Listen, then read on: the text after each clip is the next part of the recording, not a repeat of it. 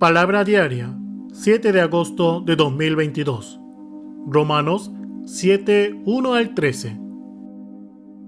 Reina Valera 1960. ¿Acaso ignoráis, hermanos, pues hablo con los que conocen la ley, que la ley se enseñorea del hombre entre tanto que éste vive? Porque la mujer casada está sujeta por la ley al marido mientras éste vive, pero si el marido muere, ella queda libre de la ley del marido.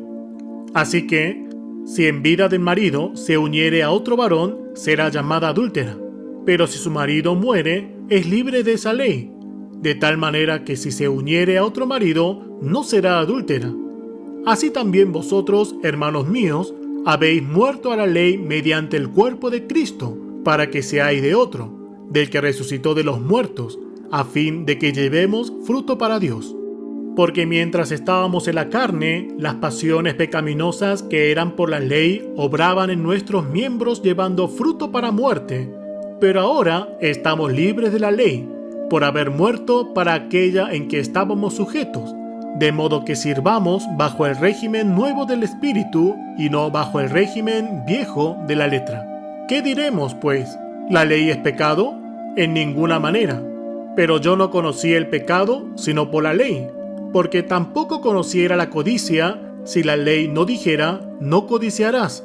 Mas el pecado, tomando ocasión por el mandamiento, produjo en mí toda codicia, porque sin la ley el pecado está muerto.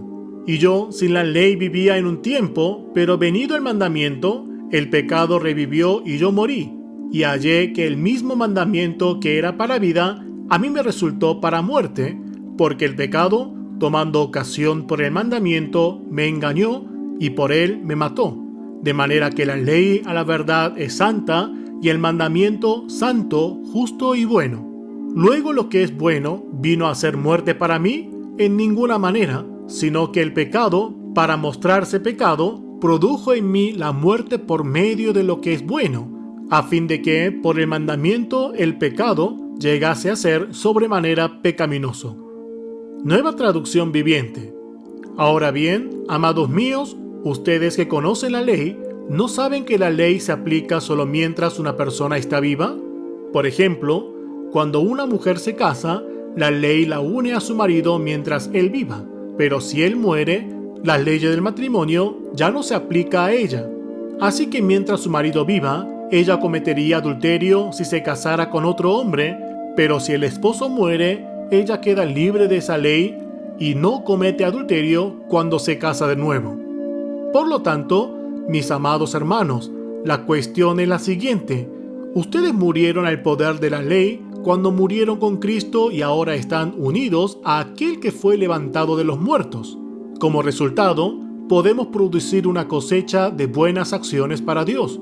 Cuando vivíamos controlados por nuestra vieja naturaleza, los deseos pecaminosos actuaban dentro de nosotros y la ley despertaba esos malos deseos que producían una cosecha de acciones pecaminosas, las cuales nos llevaban a la muerte.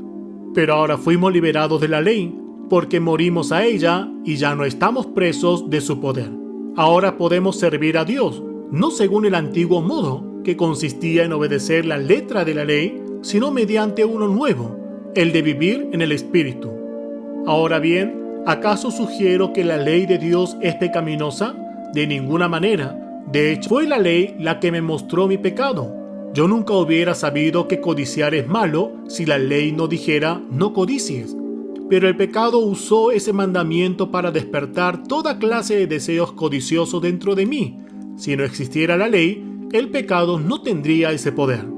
Hubo un tiempo en que viví sin entender la ley. Sin embargo, cuando entendí, por ejemplo, el mandamiento de no codiciar, el poder del pecado cobró vida, y yo morí.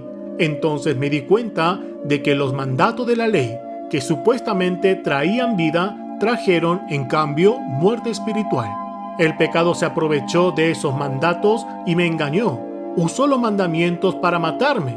Sin embargo, la ley en sí misma es santa, y sus mandatos son santos, rectos y buenos. Pero ¿cómo puede ser? ¿Acaso la ley, que es buena, provocó mi muerte? Por supuesto que no. El pecado usó lo que era bueno a fin de lograr en mí condena de muerte.